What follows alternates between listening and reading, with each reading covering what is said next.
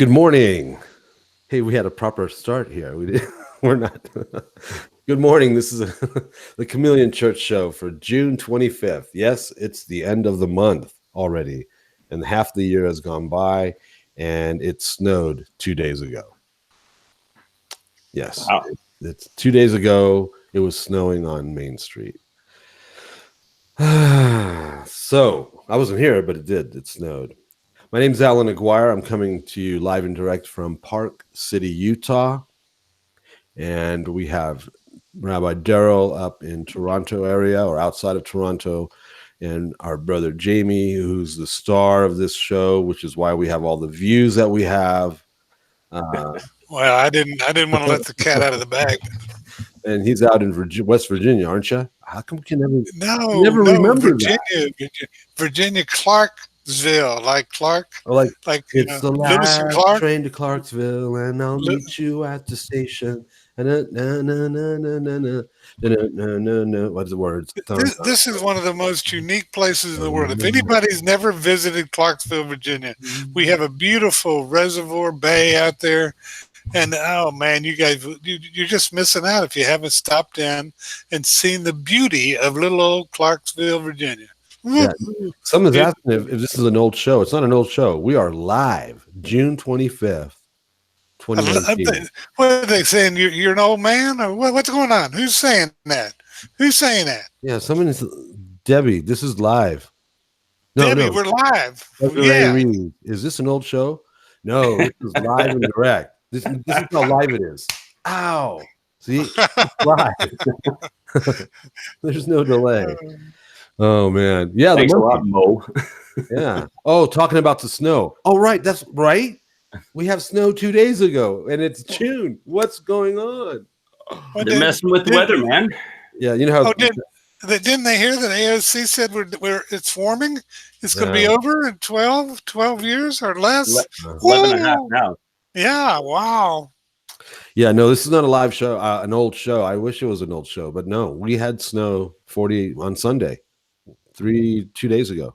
Yeah, but you got to tell them 14,000 feet high. How high are you? No, that was only 7,000 feet high. Oh, well, still, that's pretty high. It's a mile high. Well, I live in a mountain. I live in the mountains. I live at a ski resort, but you don't have snow in June. Anyway, so live and direct. It's the new show. It's not winter. We're on 8th winter. Yeah, 8th winter. This is fresh manna, right? This is fresh manna. Yeah. So we're talking. We were singing the Monkees. They're saying that we're just old guys. Yeah, we're just old. The show's not old. We're just old. Kevin said that. Well, thanks a lot, Kevin. We love you too. We just because we're a bunch of old, and I won't say the word, but we are the best. Old and the best. Oh man, weathered, like old, not rugged, fermented wine. Yeah.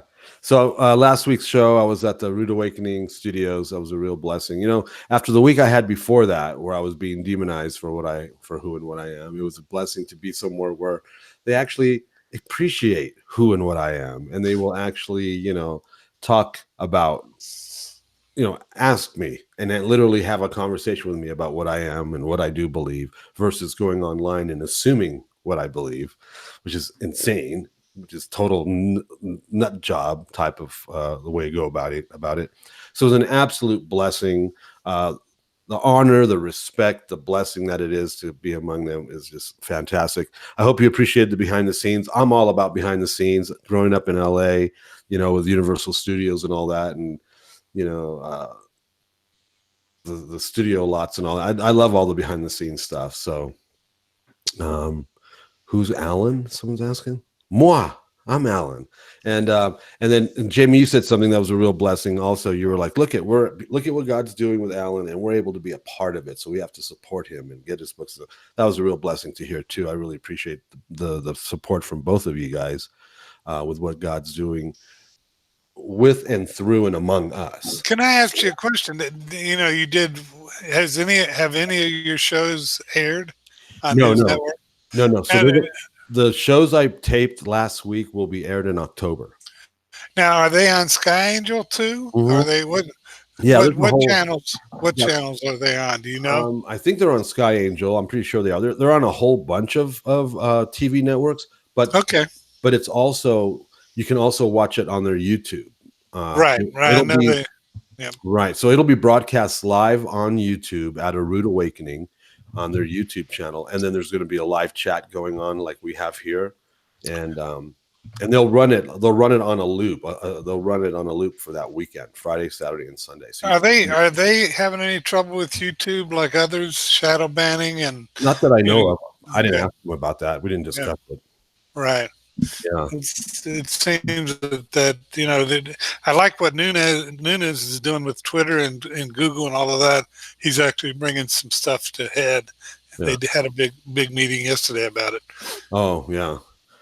So that was a real blessing. And then afterward, I spent 3 or 4 days with a sister community of ours in Hendersonville, a couple hours outside of Charlotte. And then again, the honor and the blessing and being served by them, and with a great Shabbat and stuff.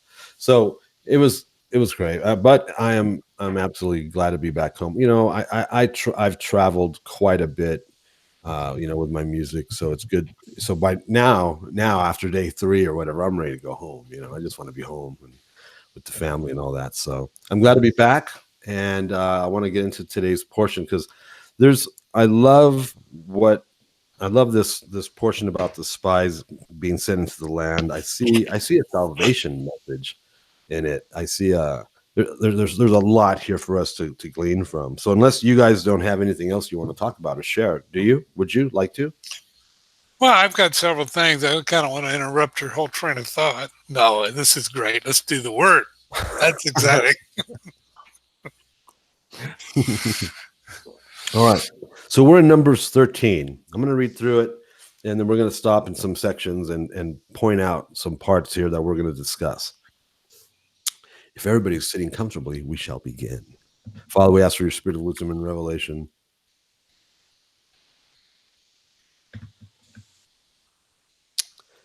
So the Lord spoke to Moses, saying, "Send men to spy out the land of Canaan, which I am giving to the people of Israel. From each tribe of their fathers you shall send a man, every one a chief among them."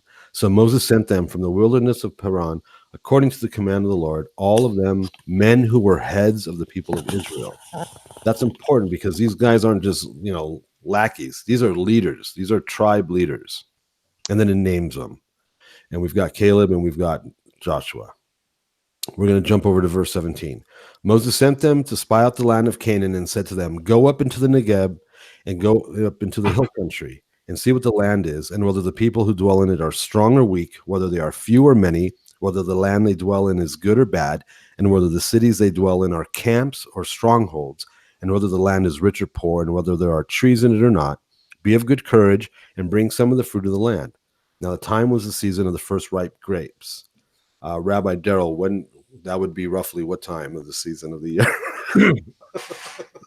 First ripe grapes would be around Sukkot. Sukkot. September, October. I'm laughing because we discussed this off camera. You prepped me. Oh no. Darryl, here's your answer. No. So it's going to be around September-ish. So they went up and spied out the land from the wilderness of Zin to Rehob near Lebo Hamath. They went up into the Negeb and came to the Hebron. The Negeb is pretty rough, dude. That's a rough area. The desert of Negeb. And they went into the Negeb and came to Hebron, Ahiman, Sheshai, and Talmai. The descendants of Anak were there. Key. Very important. Very important to understand this. The descendants of Anak were there. Hebron was built 7 years before Zon in Egypt. Not quite sure why that's there. No, I've never studied it, but obviously there's a reason for that, and it's in parentheses. It's significant as well. And they came to the valley of Eshcol and cut down from there a branch with a single cluster of grapes, and they carried it on a pole between two of them. Now, it's suggested that these grapes were like the size of watermelons. I mean, just big old hunkin' fruit. You want big, juicy fruit in your life. And they carried it on a pole between two of them. They also brought some pomegranates and figs. That place was called Valley of Eshcol because of the cluster that the people of Israel cut down from there. All right, verse 25. At the end of 40 days, now you got to remember, these guys are walking in a 400-year fulfilled prophecy. They are in the land. It's been 400 years since it was prophesied that they would go there to Abraham. But then we know why there was a 400-year delay. Was that so that the sin of the Amalekites, of the what? Amorites. Amorites, sorry. So that the sin of the Amorites would mature. That's a whole different study, and that's important too. At the end of the 40 days, they returned from spying out the land, and they came to Moses and Aaron and to all the congregation of the people of Israel in the wilderness of Paran at Kadesh. Excuse me. They brought back word to them and to all the congregation and showed them the fruit of the land. And they told them, we came to the land to which you sent us. It flows with milk and honey, and this is its fruit. However, the people who dwell in the land are strong, and the cities are fortified and very large. And besides, we saw the descendants of Anak there. The Amalekites dwell in the land of the Negeb. The Hittites, the Jebusites, and the Amorites dwell in the hill country. And the Canaanites dwell by the sea and along the Jordan. But Caleb quieted the people because the people they're not digging this. They're not digging this because what? Not that it's flowing with milk and honey and here's a fruit, but because the descendants of Anak are there is probably why the people are having to be quieted. And as we go forward, we'll see that this is the case. He quieted the people before Moses and said, let us go up at once and occupy it, for we are well able to overcome it. This is a man of faith. This is a man that not only is a man of faith, but he's seen forward, right? You want to look into the future of the age to come, and bring that future reality, right? You call out to the age to come and bring that into your now. Something we will maybe have to discuss. The power of the age to come. He's looking into the future. We are well able to overcome it. Then the men who had gone up with him said, now you got to remember there's 12 spies, 80% of them, right? There's this 80-20 dynamic that Lance Wallnau talks about. I've tested it for over 10 years and it's absolutely true. You have 12 spies. 80% of that is 9.6. So you've got 10 spies that are going to say one thing, and then you got 2 spies that are going to say a completely different narrative. Then the men who had gone up with him said, we are not able to go up against the people, for they are stronger than we are. So they brought to the people of Israel a bad report of the land that they had spied out, saying, the land through which we have gone to spy out is a land that devours its inhabitants, and all the people that we saw in it are of great height. Obviously. And here's why. And there we saw the Nephilim, the sons of Anak, who come from the Nephilim. And we seemed to ourselves like grasshoppers, and so we seemed to them. So we have a dilemma. The descendants of the Nephilim are in the land. Genesis 6. By this time, of course, they're not going to be quite as tall as they are in the account of Enoch. The account of Enoch states that they were pushing like 600 feet tall. I'm thinking by now they're like the cedars of Lebanon, so they'll probably be about 30 or 40 feet tall. Still, what are you going to do with that? That's a difficult thing. Caleb, though, is saying, no, we've got this. And the 80% of the spies are saying, no, the Nephilim are in there. There's no way. Chapter 14. Then all the congregation raised a loud cry, and the people wept that night. And all the people of Israel grumbled against Moses and Aaron. The whole congregation said to them, would that we had died in the land of Egypt, or would that we had died in this wilderness. Why is the Lord bringing us into this land to fall by the sword? Our wives and our little ones will become a prey. Would it not be better for us to go back to Egypt? And they said to one another, let us choose a leader and go back to Egypt. All right. We have a massive life circumstance in front of us. We have a promise. God tells us, God delivers us from Egypt so that we can enter the promised land, enter the land that he promised us, the territory that we are to possess. The Hebrew word possess is a violent word. But there's a problem with my going forward in the will of God that he's declared and proclaimed. What you need to be doing right now is applying what we're about to talk about to your daily life circumstance. Is it what is the Nephilim in your territory? Okay, let's break this down. God has called you to do something. Possess your territory that he's given you as the will for you, his will for your life. But there's giants in your territory. Is that finances? Is it health? Is it lost loved ones? Is it a marriage? what is your life circumstance that seems well beyond your capability of possessing? What you don't want to do is start grumbling and they spent all night grumbling about it. And you can be rest assured that there were meetings that were held. Oh yeah. Where 2 or 3 are gathered together, the Lord is no, not necessarily. Spirit of factionalism, fear, doubt, and unbelief. Right. So look at what they did. They had time to digest it. Now, I don't know if they were 30, 40 feet tall. I'm thinking they're probably more like Goliath at this point. I don't think God allowed 30, 40 foot people at this point, because we definitely would have heard about something like that. But I mean, if they're 8, 9 feet tall, like Goliath was, that's still pretty intimidating. But the thing is that, okay, so they get the report. Joshua and Caleb says, awesome, let's go. And they said, but no, we can't. And then they have time to digest it. They have time. So they have all night meetings. They're weeping about it. And in the morning, they come up with the plan. Yeah. And this is what kills them. Right. I love it. We have something we don't necessarily agree with for the first time in 15 months. The reason why I say Cedars of Lebanon is because they're depicted as such, as the heights of the Cedars of Lebanon are used to describe their height somewhere in this narrative. I can't remember exactly where. But yeah, whether they're 10 feet tall, 12 feet tall. It could have been hyperbole. I mean, we don't know. Sure. But I mean, we do know Enoch does state that they're 600 feet tall in the Enoch narrative. But now, nonetheless, I mean, you remember the movie, the Bruce Lee movie with Kareem Abdul-Jabbar, when he's going up the tower there, and he sees him at the top, and you see this little 5'6" guy, and Kareem was what? He was about 7 foot or something like that. That's kind of what it was like. Right. And he's going to get his rear end kicked. Right. What now? I'm going to lean. You lean towards a Goliath size. I lean towards a 30 or 40. Either way, regardless of their height, they're not entirely human. No, these are not humans. These are hybrids. This is a demonic strain of humanity on the earth. So regardless of their height, they're going to have some strength or power or something that is beyond human. That alone is going to be fall into the equation. Would you agree there? Yeah.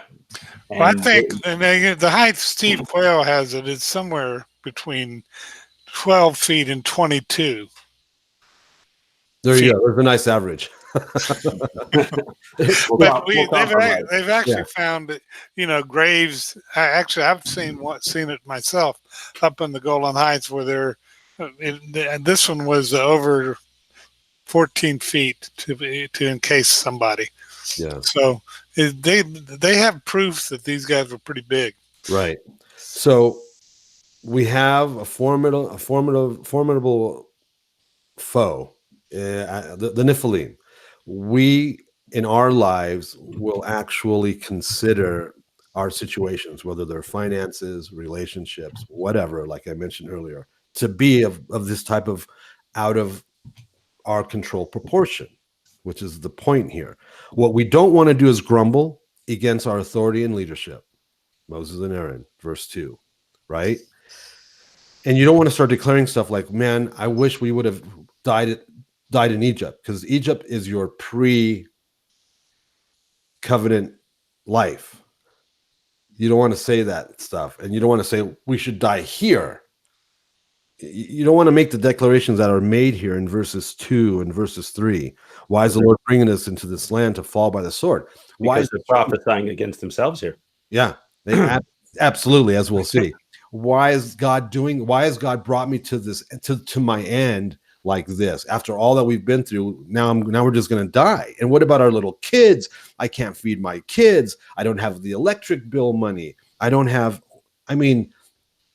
All of that, right? I mean, this is all part of our daily. A lot of us, we haven't figured this out yet. This process of how to walk in the spirit, because this is walking in the flesh. So we do this, and we can't do this.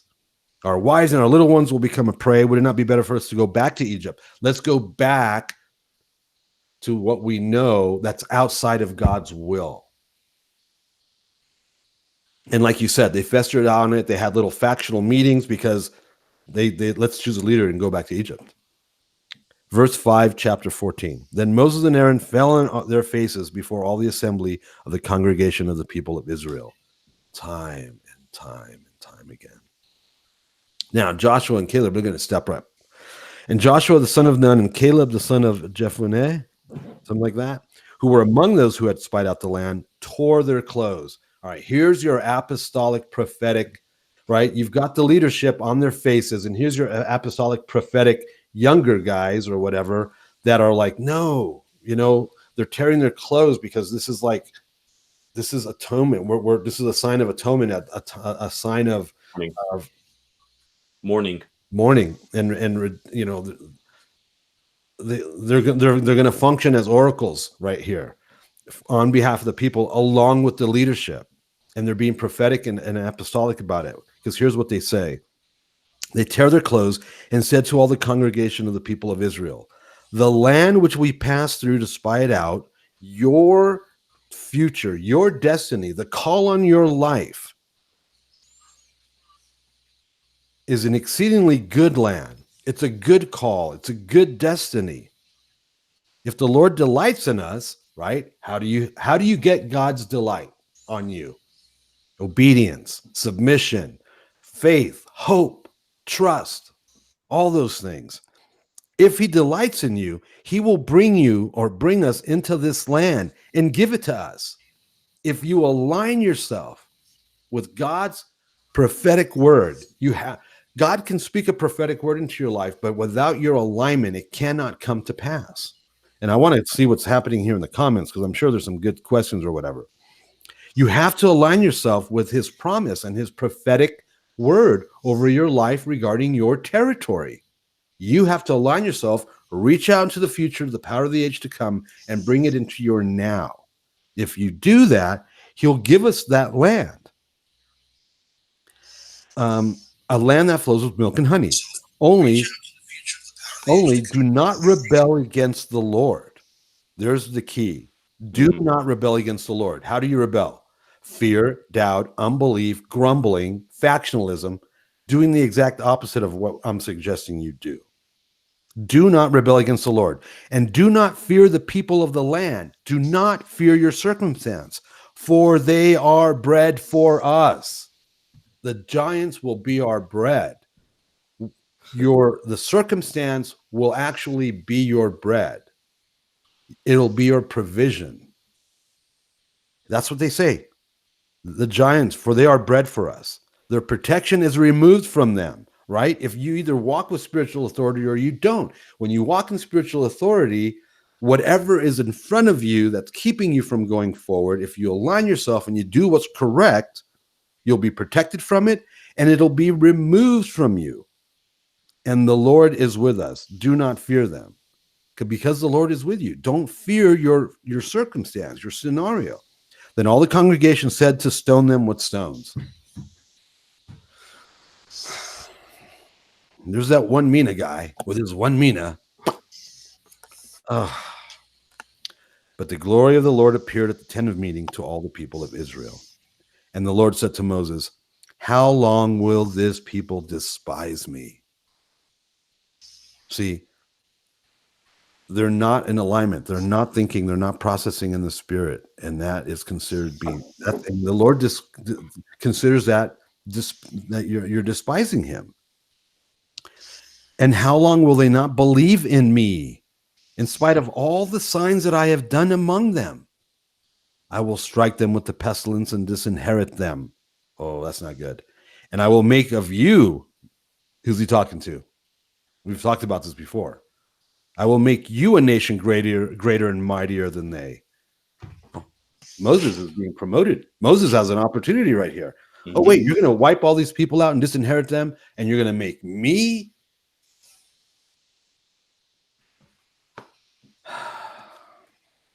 Let's check the chat real quick here. Is there anything popping out on you guys you want to bring up here? Let's see. What are they saying? Dun, dun, dun, dun, dun.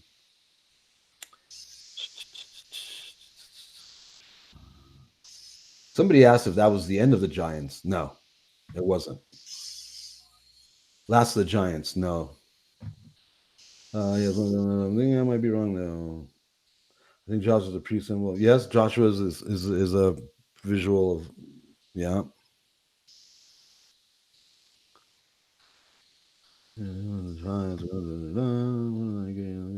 Okay, cool. All right, so we're in verse 13, chapter 15. Is that correct? Mm-hmm. Okay. But Moses said to the Lord, right? So Moses is basically standing.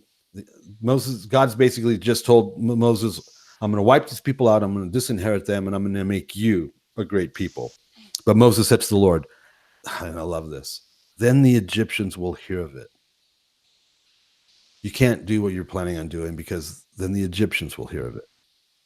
For you brought up this people in your might from among them, and they will tell the inhabitants of this land. They have heard that you, O Lord, are in the midst of this people. This is your testimony. This is your witness we're talking about. Those of you watching now and watching later on, we're talking about your witness and your testimony. You can't do this, Father, because the Egyptians will hear about it.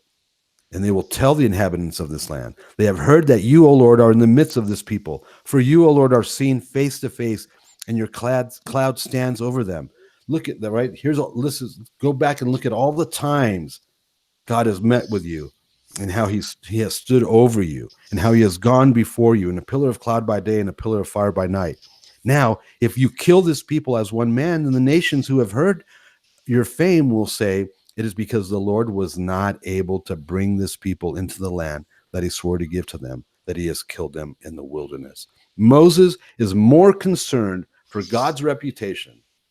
Moses is more concerned for God's name's sake than his own life or his own promotion or his own situation. And he defers to God's witness and his namesake, because we're his namesake. If we carry his name, if we're branded by him, right? Your witness and your testimony to the world, the unknown, the unsaved world around you is paramount, because that represents the Father. Let me turn my light on. Because that represents the Father. That represents him. You represent him. We can't misrepresent him. So Moses is saying, no, you can't do this. If you kill this people as one man, then the nations who have heard your fame will say, it is because you were unable to bring these people into the land that you swore to give to them. And he killed them instead in the wilderness. And now, please let the power of the Lord be great, as you have promised, saying, the Lord is slow to anger and abounding in steadfast love. I speak this over you right now. The Lord is slow to anger and abounding in steadfast love, forgiving your iniquity and transgression. You will by no means, but he will by no means clear the guilty, visiting the iniquity of the fathers on the children to the third and fourth generation. You don't want that. You don't want to be that guy or that woman. Please pardon the iniquity of this people according to the greatness of your steadfast love, just as you have forgiven this people from Egypt until now.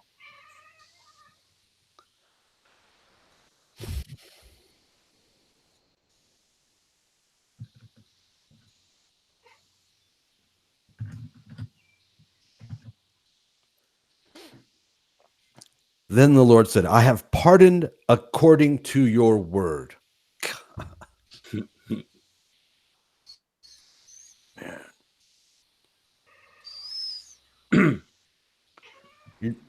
I love what Paul says in Corinthians about this narrative and how it was written down for you as a witness and a testimony for you, what not to do and how not to be. You don't want to be like Israel in the desert. You don't want to do what they did. You don't want to say the things they said. You don't want to have that heart of fear, doubt, and unbelief. And he said that it was written down for a witness to us.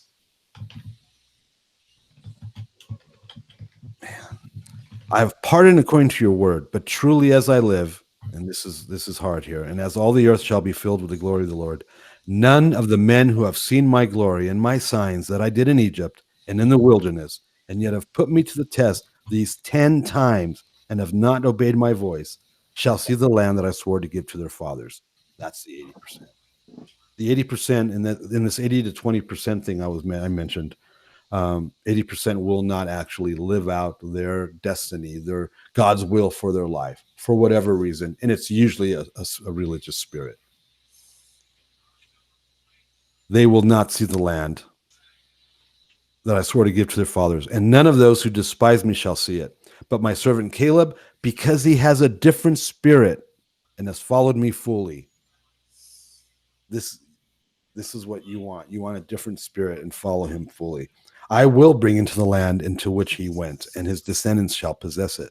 Now, since the Amalekites and Canaanites dwell in the valleys, turn tomorrow and set out for the wilderness by the way to the Red Sea. We're gonna double back. I can only imagine the devastation of Caleb and Joshua walking in a 400-year fulfilled prophecy, walking in the land for 40 days, only to be turned around and walk away from it because of a bunch of Muppets. I can only imagine how devastating that was, and that they're not going to be back for 40 years. And the Lord spoke to Moses and Aaron, saying, how long will this wicked congregation grumble against me? I have heard the grumblings of the people of Israel, which they grumble against me. Say to them, as I live, declares the Lord. And here's what Darryl was saying earlier. They prophesied against themselves. Do not prophesy against yourself. Do not prophesy. We see that happening over and over again. Jacob did it with Rachel. David did it with the losing of his 4 sons. You know, it says in Proverbs 18:21, death and life are in the power of the tongue. How come Solomon uses death first?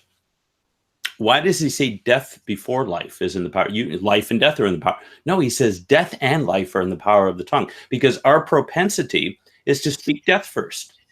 And here these guys did it. Careless, emotional reaction, take every thought captive, bring it under the obedience of Messiah. And so they prophesied their own destruction. And it wasn't a quick one either. I mean, we get to that with, Korah a couple of chapters later. Is when you grumble against the Lord and you carp and complain and whine and fetch and all this other stuff, it's one thing. But then when you take it to the next level, and I'm not sure if this is in the same parsha or not, whether it's the next one. I think no, Korah starts in 16. That's next week's parsha. But then, because of God's judgment on them, then they turn around and they blame the leader and take up arms against him.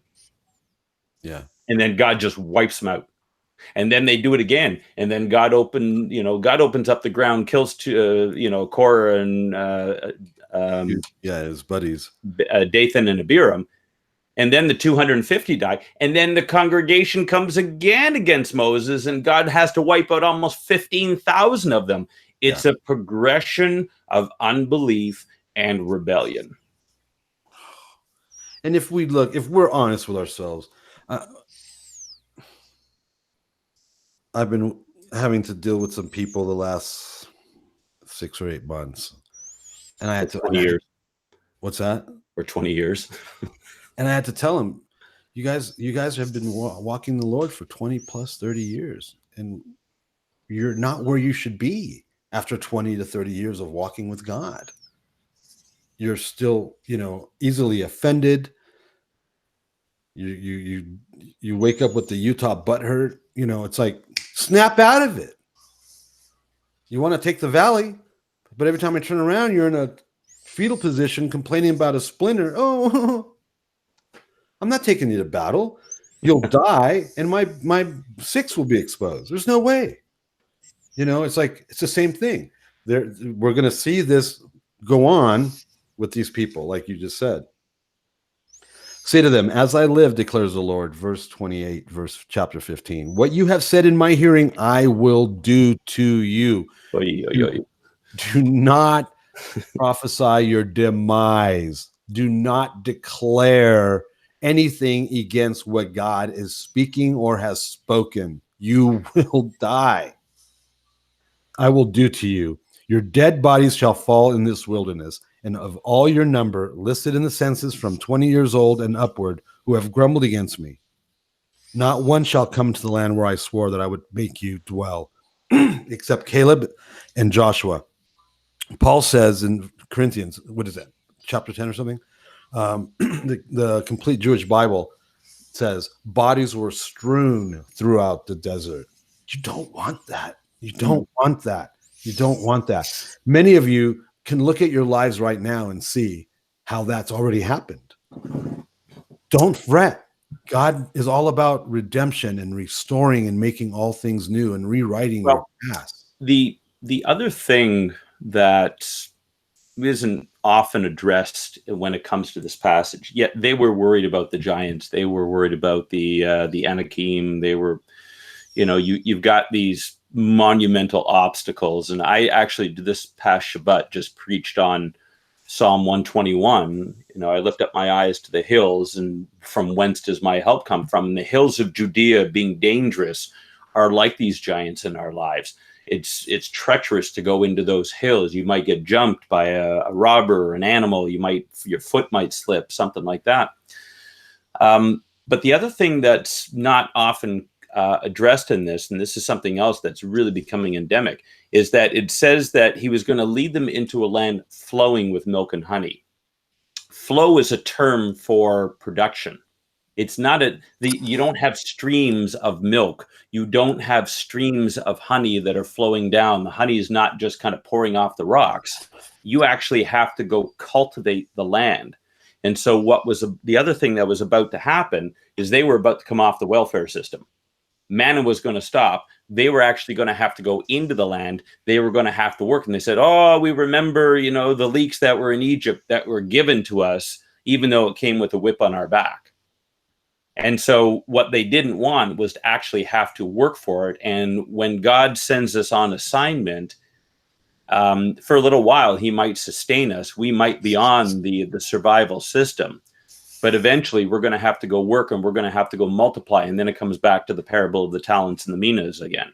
We actually have to learn. We have to work. We have to cultivate. We have to till the soil. We have to, herd up the cows. We got to stick our hands into the beehives to get the honey out and maybe get stung or something like that. They didn't want that either. Yeah. Excellent point. They had 400 years of slavery. And they had, up until this point, it's been about a year since they left Egypt, because they spent about a year at Mount Sinai where the book of Leviticus was written. They didn't want to have to go work now. And this is something within the body, is that, everybody just wants to pray for financial blessing, where in the Jewish concept, it's God is going to multiply what you do with your hands. God is going to bless what you're putting your hands to, as opposed to just dropping a bag of gold out of the sky onto your lap. Consider the ant. Yep. Yeah. See, but then if you think about how the majority of us got saved, one, we didn't do anything that it actually says to do when you get saved. Instead, you did like some sinner's prayer or 7 spiritual laws or whatever denominational formula, right? They don't actually do what we're told to do. No one confesses that Jesus is God and that God raised him from the dead in any of those confessions. So we get into this thing incorrectly. Then on top of that, we're told that we don't have to do anything. We have no responsibility in the relationship. And so we've been told this because of the W word, works, God forbid. And so we don't actually have to do anything. I don't have to do anything to get saved. Well, we're not talking about salvation. We're talking about what happens after you get saved. Well, you actually have to work to be saved too, because you actually have to obey the command to confess. That's a command. I absolutely agree. So we have to work out our salvation with fear and trembling. We're created for good works. right? So there is stuff that we have to do. And we're told no. And so we're already anemic in the get-go. I mean, again, like I say, we're exactly like Israel. And that's another Yeah, but Paul says that in 1 Corinthians 10. He says these things happen to us so that we should not crave evil things. Right. Israel is the example. They are the protos. They are the prototype. Yeah. And as God, what I always tell Christians is that God deals with the church exactly the same way that he deals with Israel. Absolutely. There's no difference. We all think that we have an individual relationship with God. It's all about me and God. It's all about, Jesus being my personal Lord and Savior. And I really have come to detest that term and that expression. He's not your personal anything. He is the Savior of the world. He is the King of Kings and Lord of Lords. And he happened to pick you from among the multitudes to have a relationship amongst millions of others. So don't go out getting high and mighty there and thinking that Jesus died just for you. Yeah. But it's a crippling effect that what the church has done says we don't have to do anything. Jesus did it all for us. The commandments were completed. So I'm done. Yeah, I used this example the other day. I was at my son's last day of school, and they have a new principal that's coming in that we won't be experiencing next year. And I've realized that's probably a good thing. But, she said that, Jesus completed the law on our behalf. And I'm thinking, well, then, there's no point in students doing math, because the author of the math textbook have already figured out all the questions and they put the answers in the back. So no point for the kids to learn it, right? It's already been done. Yeah. And you would use that example and you think, well, that doesn't make any sense. Exactly. So here we are in verse 31. But your little ones who you said would become a prey, I will bring in, and they shall know the land that you have rejected. But as for you, your dead bodies shall fall in this wilderness, and your children shall be shepherds in the wilderness 40 years, and shall suffer for your faithfulness until the last of your dead bodies lies in the wilderness. According to the number of the days in which you spied out the land, 40 days, a year for each day, you shall bear your iniquity 40 years, and you shall know my displeasure. I, the Lord, have spoken. Surely this I will do. All this wicked congregation who are gathered together against me, in this wilderness they shall come to a full end, and there they shall die. I mean, that would just be devastating to hear. And the men whom Moses sent to spy out the land, who returned and made all the congregation grumble against him by bringing up a bad report about the land, the men who brought up a bad report of the land died by plague before the Lord. Of those men who went to spy out the land, only Joshua and Caleb remained alive. So the next section here in the New Testament, Matthew 10, this is how we avoid that. Verse 1, chapter 10. This is how we avoid that happening to ourselves today. And he called to him his 12 disciples and gave them authority over unclean spirits to cast them out and to heal every disease and every affliction. I believe I've been called, and I believe I have the authority over unclean spirits to cast them out and to heal every disease and every affliction.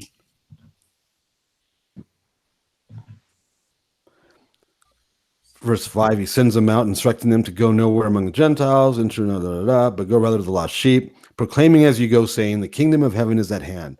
Heal the sick, raise the dead, cleanse lepers, cast out demons. You received without pain, give without pay.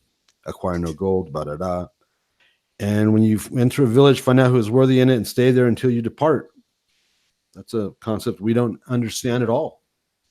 It's a parable of the shrewd manager. You stay with the most influential person, or, run with the influential people because, we mentioned this, it rolls downhill. You have a larger sphere of influence. When you enter the house, greet it. And if the house is worthy, let your peace come upon it. If it is not worthy, let your peace return to you. And if anyone will not receive you or listen to your words, shake off the dust from your feet. So we've been called, we have spiritual authority. Walk in your spiritual authority, which is manifest, according to my Bible here, with signs and wonders. the charismatica, the supernatural gifts of the Holy Spirit. And that it's alignment again. It's understanding how this plays out, how this works out, rules of engagement, and then walking forward in it. You don't want to declare your demise. You don't want to, man. You want to go forward in alignment and in right position. So let's see if Jamie has anything. Yeah, Jamie, what do you think? He's so patient. Well, I'm listening. I'm learning from you wise men. So you were to have no fear, it says further down here. And I think that's the biggie, is that the fear that comes over people is what destroys us. And Yeshua tells us here, have no fear. And I think that you have to come to bring peace to earth. I have come to bring the peace, but a sword. For I have come to set man against his father, and daughter against his mother, and daughter against their in-law. Back then, to them, they turned because of the world. They let that overcome them instead of trusting God like Joshua and Caleb did, and saying, we can overcome this situation. We can take them. Come on, bring those guys on. Let's see what God does with our hands. Pretty exciting stuff. That expression, that I don't know which translation you were using there, Allan, but that when Caleb says that they will become our bread, Mm-hmm. that's a smackdown statement. You're going to, it's like, this guy is going to be lunch. Yeah. But it's, to me, it's tragic. And there's a parallel to this I see with Israel back in 1967, when in the 6-Day War, they took East Jerusalem. They had the Temple Mount, and Menachem Begin, for whatever reason, turned around and handed it right back to the Palestinians. And I don't was or anything like that, but here Israel had been waiting 1800 years, 1900 years for the reunification of and the taking back of their most holy site. And when they have victory, they turned around and gave it away. And so you've got this ongoing battle that's been going on ever since for the last 50 years, when they should have taken the land. And so they've been walking in the wilderness ever since. And, you realize with Israel's response that after the judgment is declared, that, the next day, they have a cup of coffee and they realize, oh, wait a minute, you know what? Maybe there are consequences to our actions. Now they're ready to go. And they said, we have sinned against the Lord, but, whatever. We've repented. Jesus covers it. Now we're going to go. Now we're going to be obedient. And Moses says, it's too late. And what people don't understand is that it is too late with God. There is a too late. And you can short circuit your destiny. Not one of these guys that got all uppity with God ever got to see the promise. And they ended up dying as nomads in the desert. Yeah. And then many of them participated in a rebellion after that when they didn't get their way. I mean, we look at easy peasy grace all the time as if, God is love and he's just going to wash us clean and he's going to accept us and he's going to deal with it. And God understands struggle. God understands failure. But that doesn't mean, when we're sinning, I just found out last night something that really grieved my heart. I was part of an organization, and one of the founders of the organization actually, he had left a while ago, and I was told it was because of health issues. But I found out last night it was because he was having several adulterous affairs. And this is a Christian organization. I was just, it rocked my world. And he was forced out of the organization because of it. There is a too late with God. And we got to be careful that if God gives you an assignment and if he brings in, how could Israel rebel? This is the part that just floors me. I mean, we have so much trouble trusting in God. And we're without excuse too. But I mean, look what Israel experienced coming up to that point. They had watched God judge Pharaoh. They had watched the 10 plagues hit Egypt, and 9 of them didn't touch even the Israelites at all. There were no flies in Goshen. There was no lice. There was no boils. When the darkness hit Egypt, where they couldn't even, the darkness could be felt. It was so thick for 3 days. There was light in Goshen. So God made a distinction between the Israelites and the Egyptians. Then you have the parting of the Red Sea. Then you have the drowning of the, you have God going before them as a pillar of cloud during the day and a pillar of fire by night. God was fighting for the Israelites against the Egyptians. Even the Egyptians recognize that. And then he provides them with manna and water throughout the desert, and still they didn't trust him. And that's why God said, how long will these people spurn me? How long will these people, what do I have to do? God sends his son to die for the sins of the world, to defeat death.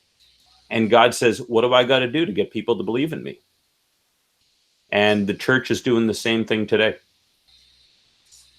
To me, it's tragic because we don't realize that with God, there is a too late. We've been lulled into church doctrine that says that there's always tomorrow. There's always, no, today is the day of salvation.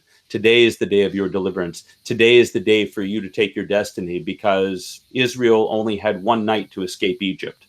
And had they not gone that night, I mean, there were even Egyptians that went with them as just like, I'm with that God. And that's really kind of the whole purpose in God creating a nation, is that they were to obey, they were to be blessed, and the other nations would go, that's the God I want to worship.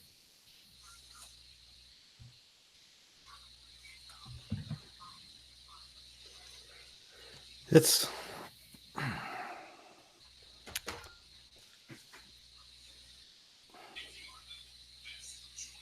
I don't know. I see simplicity in the process, in the recipe, or how we're to do this. It's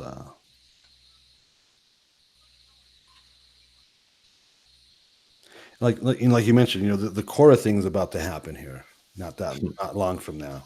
And I remember we talked about this last year, and it's like you need to have the discernment to know between a Moses and a Korah, and you need to make sure you go with the Moses guy. Because Korah was probably more eloquent in speech. Something. Yeah. Moses had a stuttering issue. There's that. But again, and I always talk about, discernment comes up a lot. And it's like, we need to have the discernment to be able to do this in a way that, in the way God has established for this thing to be done.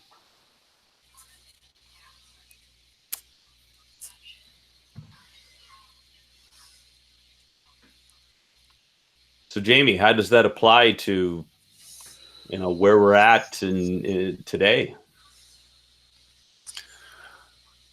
Well, I think it applies. God he doesn't change. I mean, he gives us all, and we got to make a decision. If we're going to get a covenant commitment with the Lord or make one, we better be ready to stand with it. We don't want to end up like these boys did, and Moses says, "Why you're not transgressing against the commandments of the Lord?" And then when they do, there is no turning back. And I think that we all don't, we sometimes don't realize how important it is for us to know that these covenant relationships that we make with God, the promises that we say to him, he doesn't look at them lightly.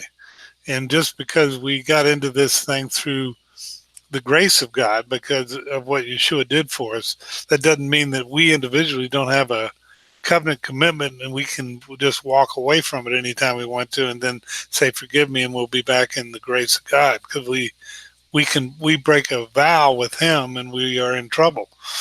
And and we see that, and I've seen it in my life.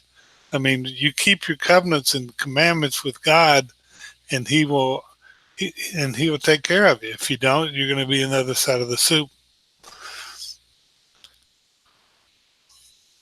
It's pretty amazing. Doesn't change, does it? Nope. It's hard. It's hard for us to change, isn't it? Well, the spirit is willing. It's the flesh that's weak. Yeah, that's for sure. And we keep wanting to obey the flesh because it's instantaneous gratification. See, with God, you always got to do the hard thing first. The blessing doesn't come until after the test. But we want the blessing now, and we don't want to have to work for it. You know, one of the things that I'm trying to really emphasize to my son is that nothing in this life that's worthwhile comes easy. You have to fight, scratch, and claw for every single piece of land and every bit of territory, because there's Anakim every step of the way. There are giants every step of the way, and God is not just going to hand the inheritance to us. We have to go conquer it. Because the crossing of the Jordan was only the beginning. Jericho was only the beginning. It was like they spent, 30 years trying to conquer the land? I sometimes think about the three tribes that decided to remain on the east side of the Jordan. So you had Reuben, you had half of the half tribe of Manasseh. Only half of Manasseh stayed on the other side. The other half came in over. And then I think it was Gad, who was the other one. But they said that, you know what, we want to remain over here. And Moses says, but you have to come fight. This is the land that God promised. You want that, you can have that, but you got to come fight. And so they were separated from their families for years after that. So because they decided to take land that God hadn't promised them, it ended up costing them. Some of them probably never did see their families. I mean, if they spent the next 20, 30 years trying to conquer the land and doing all these battles and everything else, what kind of life is that?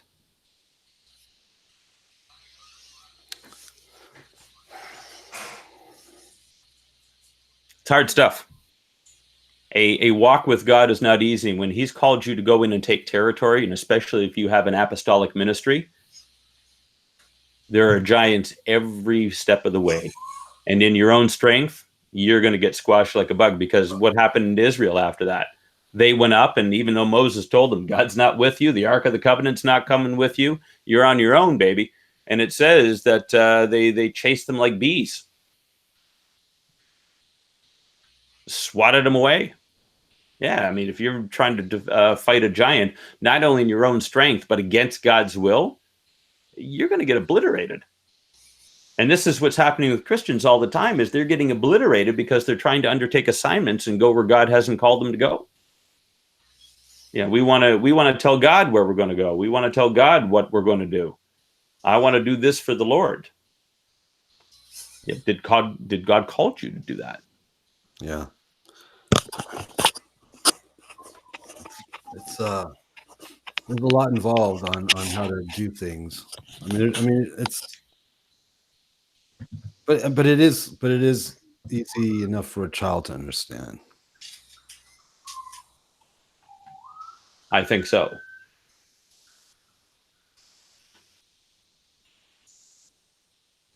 Yeah.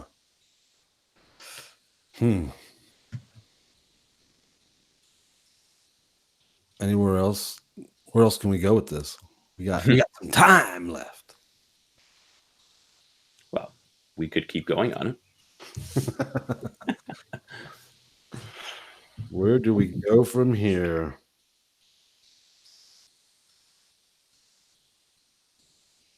I don't want to hog all the time or anything like that. You know. You got anything? Jamie, you got anything? Well, I think that, where does it go? It goes where it finishes up here, where the tassels on our garments, the Lord said to Moses, speak to the people of Israel and tell them to make a tassel on the corners of their garments throughout their generation, put a cord of blue on the tassel of each corner, and it shall be a tassel for you to look at and remember all the commandments of the Lord. Again, it goes back to the simplicity of God's word. He wants us to keep his commandments. If we're going to love him, we will keep his commandments. And I think what we have a tendency, because of our lack of understanding the Torah, the basic Christians' lack of understanding of the Torah, they don't realize how important it is that these words that God has given us, that he's given us, these are his words. These are the spoken words of God that are what are going to make the difference in how we live life, because the words that came into the word from the Torah are what we can live by and see the differences. The differences will be how we live. I mean, yes, we can have Yeshua and love God with all our heart, mind, and soul, and love our neighbor as ourselves, but without understanding some of these commandments, we don't see the greatness of what that really means and the bigness of it. So again, we got to go back to the commandments and read them and study them and understand them in light of what he's done through Yeshua, so that we can have the spiritual enlightenment through Yeshua that he sent to us to help us be able to overcome and be holy to our God by doing his commandments. I think that the simplicity of what we say in the Shema, the simplicity of that prayer, and knowing who Yeshua is, if we can keep all that in alignment with loving God first with all your heart, mind, and soul, and loving your neighbor as yourself, I think we can do a pretty good job of staying in his light, so that we can fulfill the destiny that he's called us to do. But it's a full-time job just to remember to do the Shema every day and to be able to keep his commandments in light of what's going on in life.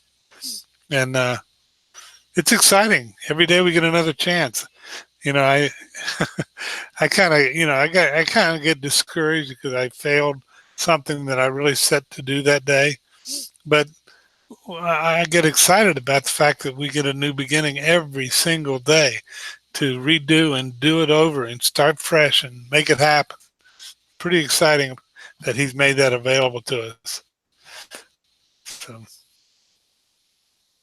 Yeah, he does. New every morning. Sorry, I'm dealing with a troll. It's amazing. It's amazing to me. It's like, if I hated you that much, if I hated you as much as you hate me, obviously based on this, I wouldn't follow your page, or I wouldn't be your friend on Facebook or whatever, So why are you still here? It's amazing to me. I have unless you're friends with me on Facebook, you can't see this stuff. That's on purpose. So it's like, you got to wonder why this guy's still around. I have obviously offended this individual somewhere in his life. It's amazing. You do that a lot, don't you?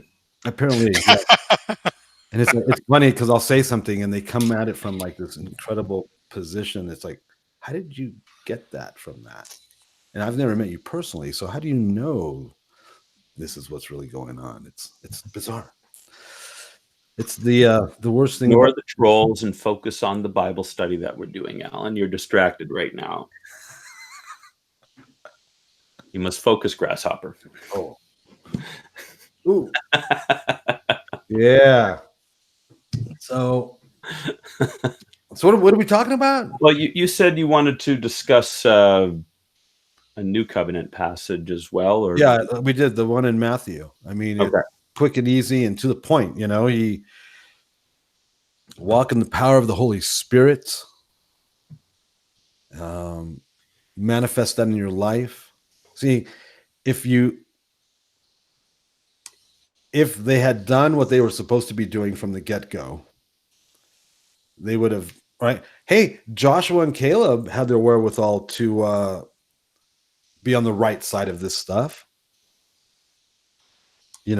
Why weren't the other 80%? And then why were the masses unable to be on the right side of this stuff? It was available. for the taking, but they didn't trust the Father. They were living life like this, and they were functioning from the flesh. They weren't functioning from the Spirit. And we have that spiritual authority. We saw that in Matthew. He gives us the spiritual authority to be able to do that and to walk like that and to process like that and to be like that.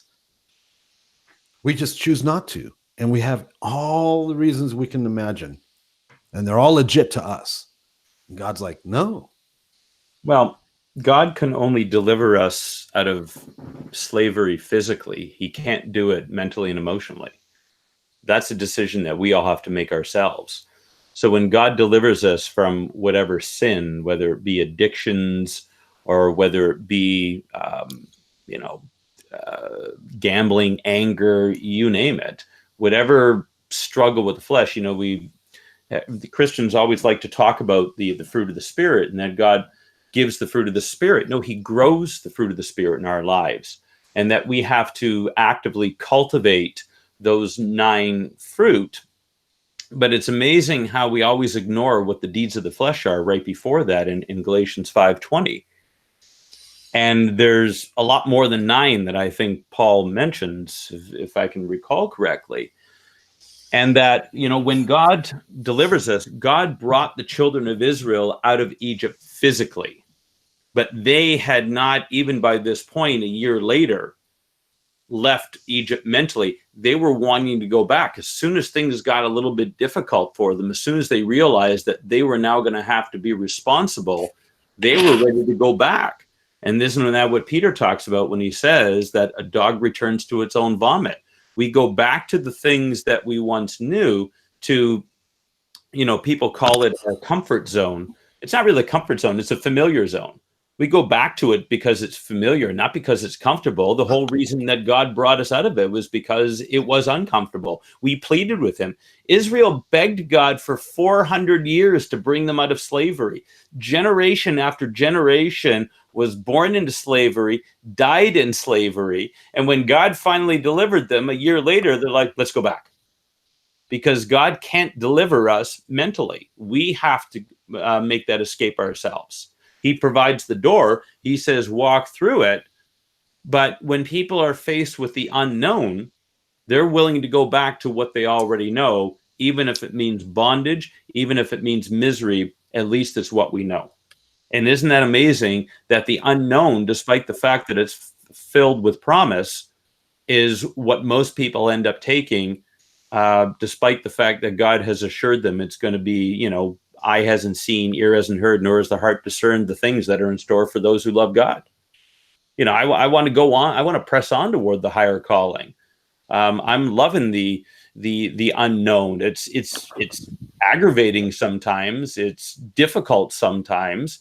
We all reach the end of our rope sometimes, but it's still a lot better from where I came from.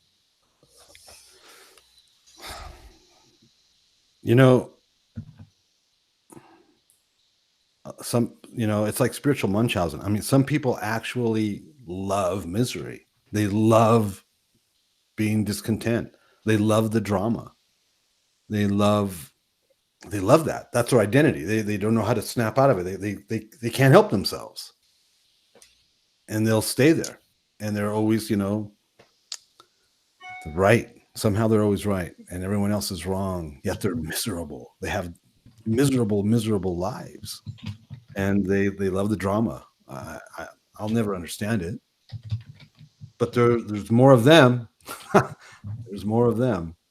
It's sad. If they could only somehow allow themselves to be broken on the rock of Messiah and allow him to heal them. I mean, there's woundedness and they're broken and they're just, they're offended by everything. And they just won't do that. And so, but they don't see the need that they don't see the need that they need to do that. And when you're deceived, you don't know that you're deceived. So they just live this perpetual misery in the name of Jesus. And there is, and they'll say that, they're under attack or no one understands me. And I mean, it's always everybody else, everybody and everything else. It's never them. Mm-hmm. The idea then is for us to try to help them snap out of that before it gets too late. Because I mean, you can't live like that. You're not supposed to be living like that. Don't live like that. No, because Yeshua came to give his life and give it abundantly. Yeah. But because of our unbelief, because of our unwillingness to trust God, and I love how Ken Blackaby in Experiencing God puts it. He says that God is always going to bring us to a crisis of faith. He's always going to bring us to the edge. And, I love that scene from Indiana Jones and the Temple of Doom. And, it says that they have to take that step, and it looks like there's this chasm that's below them. Right. But when you take a step down, there's actually a bridge that's there, but it's camouflaged. And Yeshua is that bridge for us. But he's camouflaged. He's hidden because he wants us to take a step of faith. I mean, what does Hebrews 12:1 tell us? That faith is the substance of things hoped for and the assurance of things not seen. We can't see him, but we know that he's there because he's proven himself to be faithful up until now. The 7,000 promises plus that have been made in the Bible, God has kept every one. It's Proverbs 30 says that every word of God is tested. I love that verse. Every word of God is tested. And it's come through. It's been proven to be accurate. It's been proven to be true. If God has taken you to the edge, he's going to bring you through it. He's not going to set you up for failure. That's not the kind of God that we worship. And yet people think that, look at these responsibilities. Why it would have been better for us to have died in Egypt. It would have been better for us to have died in the desert. And, then they put the wives and the kids in front, saying it was just like, God has brought us here and our wives and our kids are going to die. And God says, no, I'm going to bring them in, but you're not. The ones who you were trying to curse, I'm going to bless, but you're not going to see that blessing because of your unbelief. I'll take care of your wives and kids. Don't you worry about that. I mean, that has got to aggravate God so much. Yeah. He brought us out here to kill us. Yeah. He's like, how can you make an accusation against God like that? But we do that all the time. Oh, God, you brought me to this. What did Winston Churchill said? If you're going through hell, keep going. Yeah. Well, again, it says the carnal mind and the spirit are an enmity against each other. If you don't walk in the spirit, if you don't have the mind of Messiah, if you're not doing any of the stuff that we talk about on this show on a regular basis, you will hear God say, go, but you'll hear him say stop. You'll hear the exact opposite because you're not in alignment. So yeah, it's a frequency thing. We have to be within God's frequency. And the reason why we don't obey God is because we don't hear God. We can't hear him. Right. And if you live, and if your life is set up to be one of misery, I mean, and you don't even know it. If that's who there's people in my mind that are popping up that live like that, and they don't even know that they live like that. It's all about the drama. It's all about, they're constantly miserable. They literally have no fruit in their life. I mean, it's like they don't know that they're those people. When they followed Korah in the next couple of weeks, they didn't know they were following the wrong guy. They were convinced this is it. God's among us too. God's with us too. Yeah. You don't want to say God is with you when he's not. Right. So it's difficult. Again, I mean, it's all laid out. We have plenty of information to determine whether or not we're on the wrong or right side of this stuff. All you have to do is get out of the way and submit to the authority of his word, the authority of the people he's put in your life that are people of authority, on and on and on. And they're not going to cooperate. The majority just won't do that. No. I mean, if you look at the faith of Joshua and Caleb, we got giants in the land. Okay. I mean, have you not been watching what God has been doing for the past year? Right. That's the key.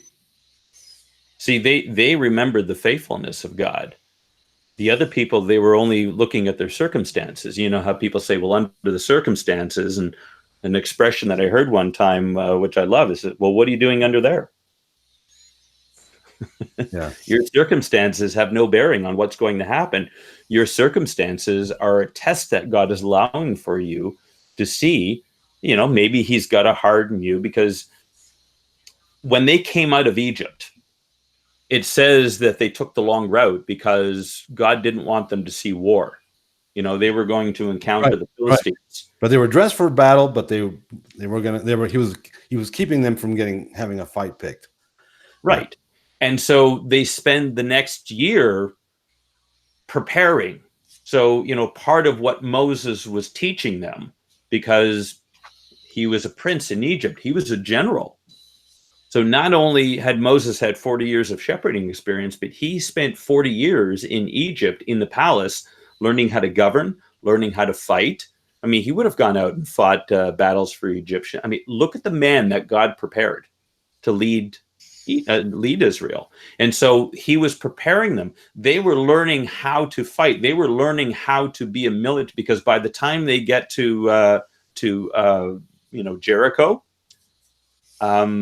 they wiped out everybody in their path. They had learned to become a disciplined army under the tutelage of Moses, and then Joshua, who, he's the general. And, God prepares us. So at the beginning, he'll protect us, but he'll allow us to go through these difficult circumstances and these testings of faith in order to harden our bodies, our flesh, but soften our spirit to trust him, so that we can be ready for the battle. Because Paul exhorts us in Ephesians chapter 6, put on the full armor of God.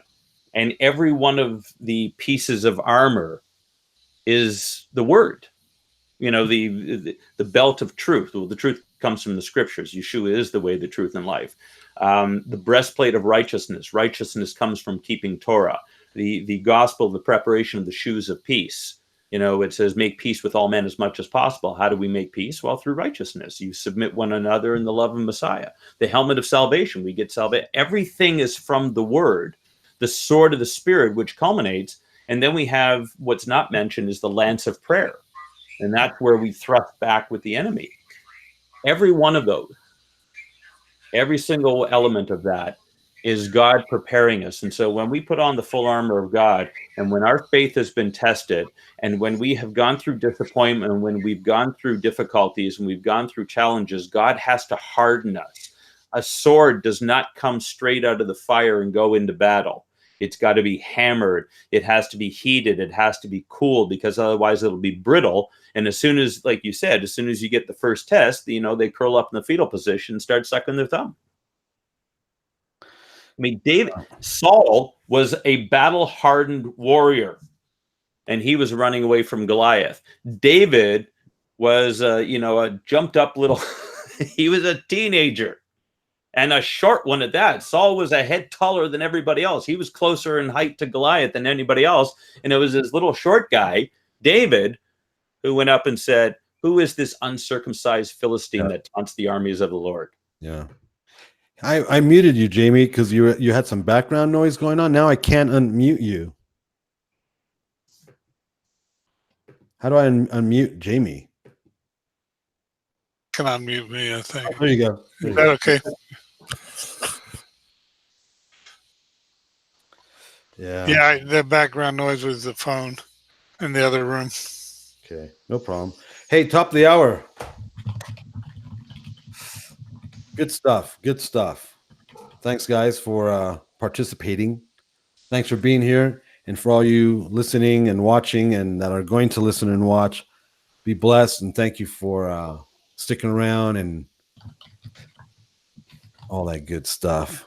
You guys have an amazing week. So is next week July already? It is. Oh, man, that's crazy. Year's half over, man. Oh, I know. Well, thanks, everybody. we appreciate your viewing and your listening. Please like, subscribe, share. Don't forget, go to Messianic Lamb Radio Network website or Lamb Radio Video Network website. MessianicLambRadio.com. And there's some stuff there you guys can get involved with. There's other shows, and we thank you, Mark, for the platform to be able to share with people our hearts. So, Darryl, Jamie, until next week, gentlemen. Chow mein noodles.